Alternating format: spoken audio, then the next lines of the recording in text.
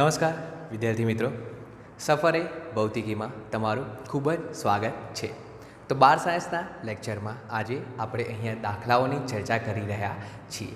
તો સ્વાધ્યાયનો દાખલા નંબર 1.7 આપણે જોઈએ. દાખલા નંબર 1.7. સ્થિત વિદ્યુત ક્ષેત્રરેખા એ સળંગ વક્ર છે, એટલે કે ક્ષેત્રરેખાને અચાનક ભંગાણો એટલે કે ગાબડા અથવા વિચ્છેદ ન હોઈ શકે. આવું શા માટે? બી. બે ક્ષેત્રરેખાઓ કોઈ બિંદુએ એકબીજાને શા માટે છેદતી નથી તે સમજાવો. એમાં બતાવ્યા પ્રમાણે તમને રકમની અંદર કીધેલું છે કે સ્થિત વિદ્યુત ક્ષેત્રરેખાઓ શા માટે સળંગ વક્ર છે, કે તેની અંદર કેમ તમને ભંગાણ કોઈ જોવા મળતું નથી. તો ધારો કે આપણે અહીંયા એક વિદ્યુત ક્ષેત્ર બતાવેલું છે આકૃતિમાં, જે તમે જોઈ શકો છો. તો આ વિદ્યુત ક્ષેત્રની અંદર કોઈ પણ વિદ્યુત ભારને હું કોઈ સ્થાને મૂકું, ધારો કે હું અહીંયા સ્થાન મૂકું, એટલે કે અહીંયા એ બિંદુનું નામ આપું તો અહીંયા એક વિદ્યુત ભાર મૂક્યો છે મેં. તેવી જ રીતે ધારો કે કોઈ વિદ્યુત ભાર અહીંયા મૂકું, કોઈ વિદ્યુત ભાર હું આ જગ્યાએ મૂકું, તો વિદ્યુત ભારને વિદ્યુત ક્ષેત્રમાં આપણે જ્યારે પણ મૂકવામાં આવે છે ત્યારે વિદ્યુત ભાર પર આ વિદ્યુત ક્ષેત્ર દ્વારા સતત બળ લાગતું જોવા મળે છે. આપણને ખબર છે કે ભાઈ વિદ્યુત ભાર પર લાગતું બળ F બરાબર કોના જેટલું હોય? QE જેટલું જોવા મળે છે. એટલે કે આ વિદ્યુત ભાર કોઈ પણ સ્થાને હોય તો આ વિદ્યુત ભાર તમારો એક તો સતત બળ અનુભવતો જોવા મળે છે. એટલે કે વિદ્યુત ભાર ઉપર બળ સતત સ્વરૂપે લાગે છે. સતત એટલે કે જેનો મતલબ શું, કે ચાલુ ને ચાલુ જ રહે છે, એટલે કે બળ લાગતું આપણને જોવા મળતું હોય છે. એટલા માટે અહીંયા વિદ્યુત ભાર આ વિદ્યુત ક્ષેત્રને કારણે સતત બળ અનુભવે છે.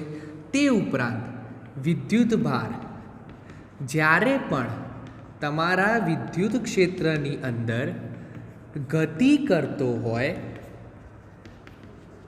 ત્યારે ધારો કે વિદ્યુત ભાર એ બિંદુથી બી બિંદુ ઉપર જઈ રહ્યો છે, તો આ વિદ્યુત ભાર જ્યારે એ બિંદુથી બી બિંદુ ઉપર જઈ રહ્યો હોય તો વિદ્યુત ભાર કોઈ દિવસ એ બિંદુથી બી બિંદુ ઉપર તમારો કૂદકો મારીને જશે નહીં.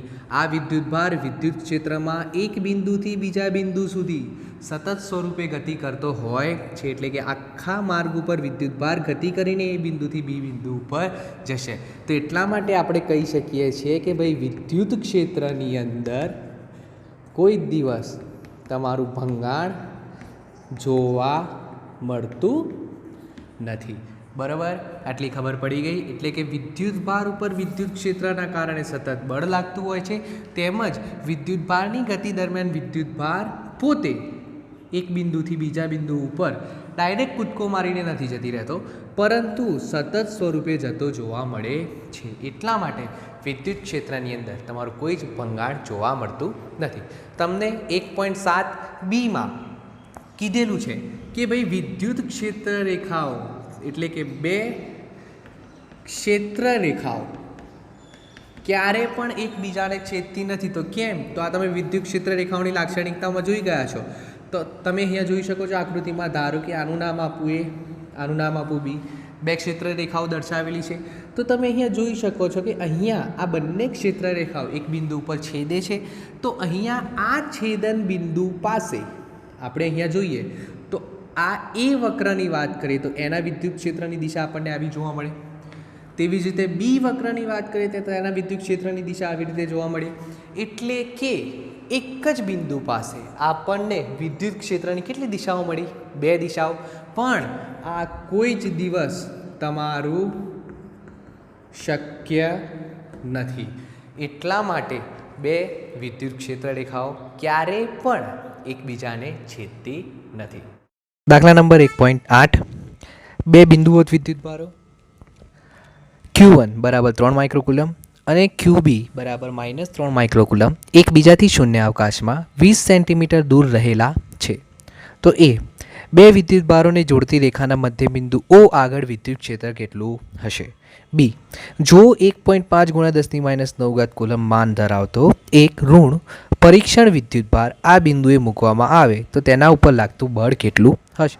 તો વિદ્યાર્થી મિત્રો, અહીંયા સ્વાધ્યાયના આપણે દાખલા નંબર 1.8ની ચર્ચા કરી રહ્યા છીએ.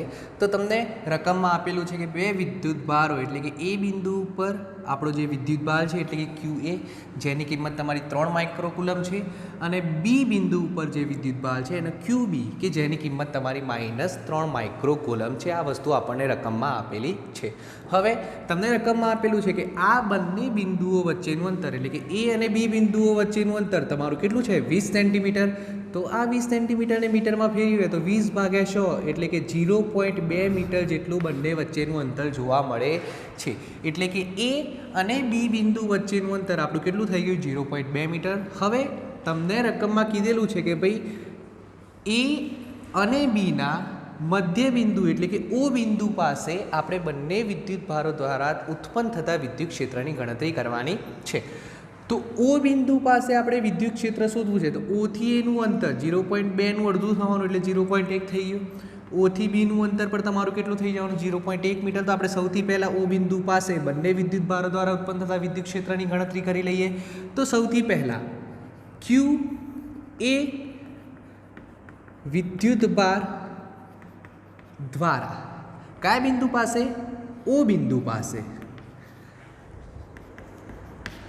વિદ્યુત ક્ષેત્ર E1 બરાબર વિદ્યુત ક્ષેત્રનું સૂત્ર આપણને ખબર છે કે કેટલું થાય ભાઈ? કે 1/4πε0 ક્યુ પણ કયો છે? એ, એટલે QA/R1 નો સ્ક્વેર. સૂત્ર આપણને ખબર છે, બધી કિંમતો મૂકી દઈએ. 1/4πε0 ની કિંમત કેટલી થાય? 9 × 10⁹.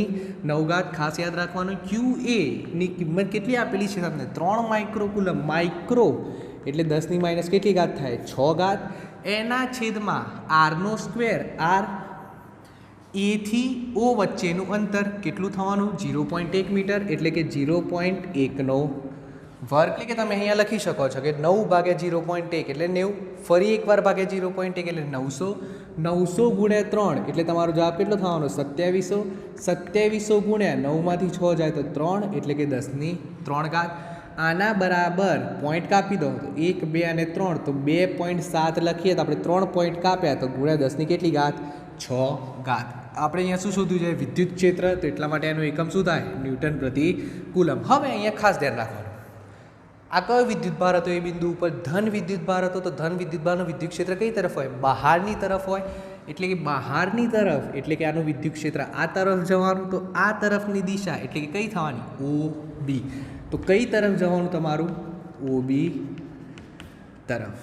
એટલે આપણને ખબર પડી ગઈ તમને. એવી જ રીતે આપણે વાત કરીએ કે ભાઈ QB વિદ્યુત ભાર દ્વારા. તો QB વિદ્યુત ભાર દ્વારા ઓ બિંદુ પાસે વિદ્યુત ક્ષેત્ર. હવે QB એટલે કે આપણે અહીંયા E2 લખી શકીએ. સૂત્ર તો સેમનું સેમ જ થવાનું છે કે ભાઈ 1/4πε0 QB/R2 નો સ્ક્વેર. હવે અહીંયા ધ્યાન રાખજો, અહીંયા વિદ્યુત ભાર તમારો ઋણ છે એટલે આપણે વસ્તુ અહીંયા લખી દઈએ માનાંક. એટલે તમારું ઋણ વસ્તુ શું થઈ જવાની? ધન થઈ જવાની. તો એટલા માટે આના બરાબર આપણે લખીએ તો 1/4πε0 ની કિંમત 9 × 10⁹ QB અહીંયા માનાંક કરી દીધો છે એટલે કે ઋણનું તમારું શું થઈ જવાનું છે? ધન થઈ જવાનું છે. QB ની કિંમત કેટલી છે તમારી? 3 × 10⁻6 એના છેદમાં R2 નો સ્ક્વેર. અંતર તો કેટલું હતું? 0.1નો વર્ગ. દેખો આ કિંમત ને આ કિંમત બધી સરખી જ છે તો જવાબ પણ સરખો આવવાનો છે. તો બરાબર 2.7 × 10⁶ ન્યૂટન પ્રતિ કુલમ. પણ આ ઋણ વિદ્યુત ભાર છે, આપણે દિશાની વાત કરવાની છે. ઋણ વિદ્યુત ભાર. તો ઋણ વિદ્યુત ભારનું વિદ્યુત ક્ષેત્ર કઈ તરફ હોય તમારું? અંદરની તરફ આવતું હોય. તો આ વિદ્યુત ભાર અહીંયા છે તો વિદ્યુત ક્ષેત્ર આમ કઈ તરફ આવવાનું? અંદરની તરફ આવવાનું. તો એટલા માટે આ દિશા તમારી કઈ થઈ? OB તરફ. તો આનું પણ વિદ્યુત ક્ષેત્ર તમારી કઈ દિશામાં જોવા મળે છે? OB તરફ જ જોવા મળે છે. તો એટલા માટે ઓ બિંદુ પાસે આપણે કુલ વિદ્યુત ક્ષેત્રની ગણતરી કરવી છે. તો ઓ બિંદુ પાસે કુલ વિદ્યુત ક્ષેત્ર બરાબર 2.7 × 10 કેટલી ઘાત હતી? 6 વત્તા 2.7 × 10⁶. 2.7 વત્તા 2.7 બરાબર જવાબ શું મળવાનો? 5.4 × 10⁶ ન્યૂટન પ્રતિ કુલમ. બરાબર. ખબર પડી ગઈ. તો આટલું વિદ્યુત ક્ષેત્ર આપણને જોવા મળે છે, પરંતુ દિશા કઈ? દેખો, એની પણ દિશા ઊભી હતી, બી વિદ્યુત ભાર હતો એની પણ દિશા ઊભી તરફ હતી. તો એટલા માટે કુલ વિદ્યુત ક્ષેત્રની દિશા પણ ઊભી તરફ જ જોવા મળે છે. આ રકમની અંદર જ એક બીજો પાર્ટ આપેલો છે કે જેની અંદર આપણે વાત કરીએ કે તમને રકમની અંદર કીધેલું છે કે ભાઈ એ અને બી વચ્ચેના મધ્ય બિંદુ એટલે કે ઓ બિંદુ ઉપર એક વિદ્યુત ભાર તમારો કેટલો મૂકેલો છે? -1.5 × 10⁻⁹ કુલમ. એટલે કે આ વિદ્યુત ભાર પોતે કેવો છે? ઋણ વિદ્યુત ભાર છે. તો અહીંયા આપણે શેની ગણતરી કરવાની છે? તો અહીંયા વિદ્યુત ભાર પર વિદ્યુત ક્ષેત્રને કારણે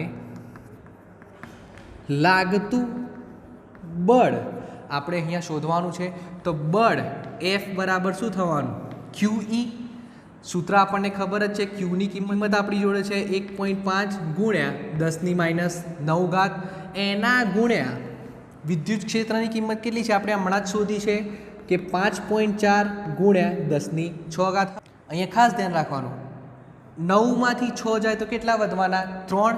પણ મોટી સંખ્યા આગળ માઇનસ છે એટલા માટે -3 થવાના. અને 5.4 ગુણ્યા 1.5 કરશો એટલે તમારો જવાબ આવશે 8.1 × 10⁻⁻3. આ દેખો, શોધીશું આપણે બળ, તો બળનો એકમ શું આવવાનો તમારો?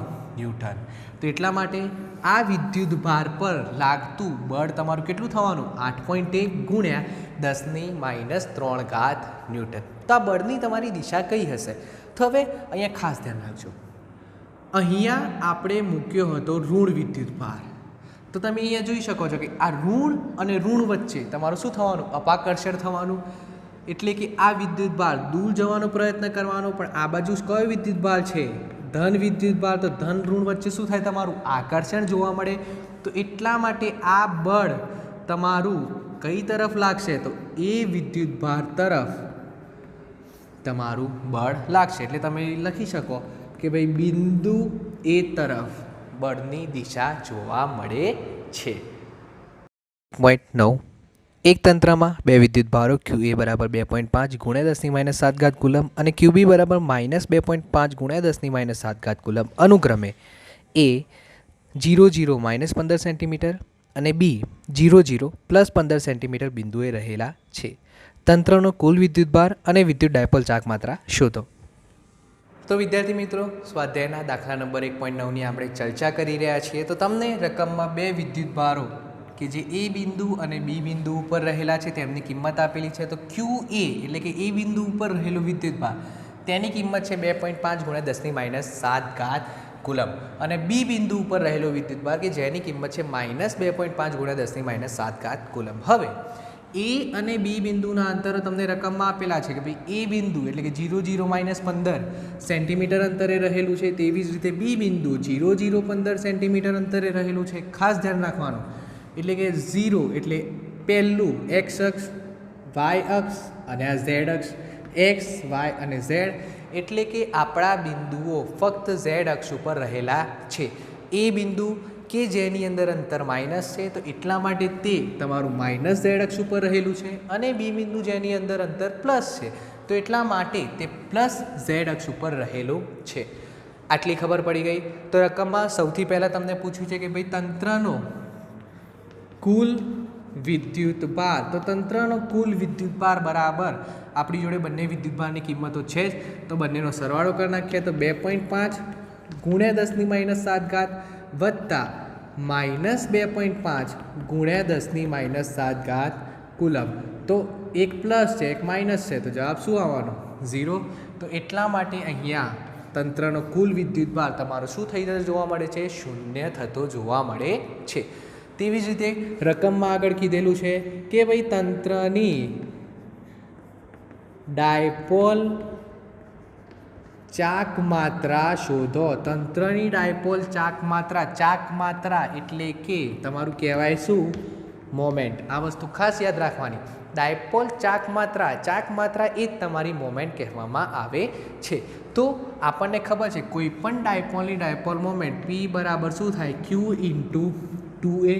એટલે આપણી જોડે એક તો વિદ્યુત ભારનું મૂલ્ય હોવું જોઈએ, કોઈ પણ એક વિદ્યુત ભારનું, અને બીજું 2a એટલે શું કહેવાય? બંને વિદ્યુત ભારો વચ્ચેનું અંતર, તે આપણને ખબર હોવી જોઈએ.